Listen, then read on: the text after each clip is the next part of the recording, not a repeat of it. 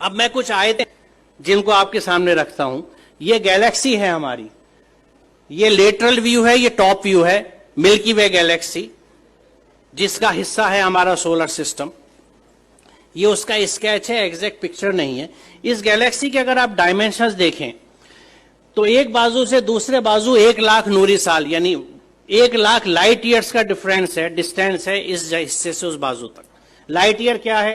रोशनी 1 second में तकरीबन 1,86,000 मील या 3,00,000 किलोमीटर चलती है 1 सेकंड में।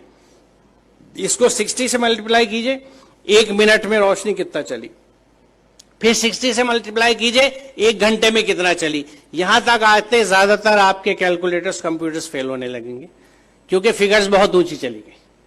अब आप इसको 1 घंटे में आपने टाइम निकाल लिया कि 1 घंटे में रोशनी ने कितना सफर तय किया, इसको 24 से जरब दीजिए तो 1 दिन में रोशनी कितनी चली, फिर 30 से जरब दीजिए 1 महीने में कितनी चली, फिर 12 से जरब दीजिए तो 1 साल में कितनी चली। It will be N astronomical figure. 1 साल में रोशनी जितना फासला तय करती है, जितना डिस्टेंस कवर करती है, उसको 1 लाइट ईयर या 1 नूरी साल कहा जाता है। तो ये कितना फासला होगा आप अंदाजा लगाइए। और सिर्फ इस गैलेक्सी के इस कहकशा के, ये मिल्की वे जो दूधिया कहकशा है, इसके एक बाजू से दूसरे बाजू आने के लिए आपको 1,00,000 लाइट ईयर्स चाहिए। यानी रोशनी की रफ्तार से अगर आप चलें तो 1,00,000 साल में इस बाजू से उस बाजू तक पहुंचेंगे।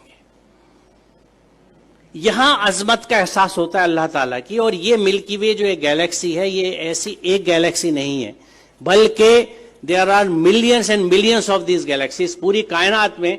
और इन गैलेक्सीज में है क्या साहब? सितारे जिनकी डिफरेंट लाइफ साइकिल्स हैं, अगर आप स्टार्स की पढ़ें, या प्लैनेट्स जो उनके चारों तरफ घूम रहे हैं। सबसे बड़ा सवाल ये आता है कि ये रुके हुए कैसे हैं? रात में जो आसमान हमें इतना अच्छा दिखता है, उसमें तारे नजर आ रहे हैं, चांद नजर आ रहा है, ये रुके हुए कैसे? What is holding them? वो क्या चीज है? वो कौन से कुव्वतें हैं? आज हम जानते हैं कि ये इलेक्ट्रोमैग्नेटिक फोर्सेस हैं जिनके बैलेंसिंग से इनको हमने रोक रखा है। It is just phenomenal. आप ये समझिए कि मैग्नेटिक फोर्स को कंट्रोल करने के लिए इस वक्त हमारे पास जो सबसे अच्छी एग्जाम्पल है, उदाहरण है, वो मैगलेव ट्रेन का है कि मैग्नेटिक लेविटेशन से रेल की पटरी से 6 इंच ऊपर ट्रेन रन करती है, जिसको मैगलेव ट्रेन कहते हैं। उस मैग्नेटिक लेविटेशन से एक ट्रेन को सिर्फ हमने 6 इंच ऊपर उठाया है।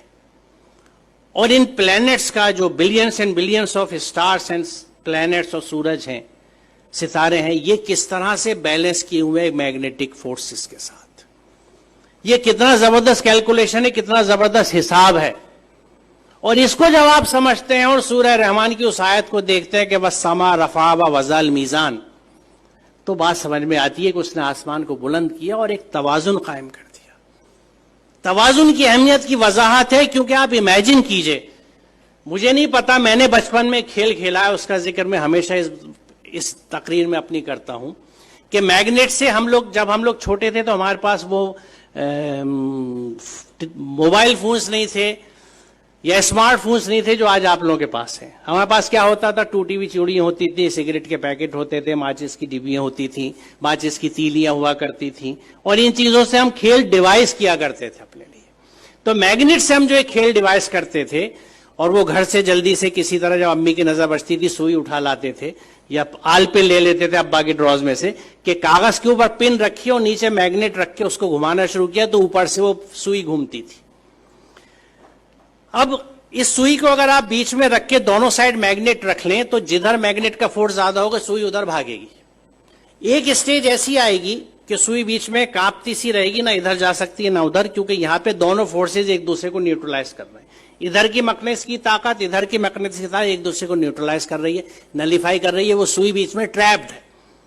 अब आप इसे इमेजिन कीजिए कि अगर आप ऐसे ही 2 मैग्नेट ऊपर नीचे रख लें और उस कागज को निकाल दें तो 4 मैग्नेट के बीच में हैंग कर जाएगी नीडल। बड़ी मेहनत करनी पड़ेगी इसको बीच में हैंग करने के लिए, एक सुई को। अब इमेजिन कीजिए इस यूनिवर्स को जिसमें कितने millions and billions of planets इसी मैग्नेटिक फोर्सेस के इंटरप्ले की वजह से, एक बैलेंस की वजह से हैंग कर रहे हैं।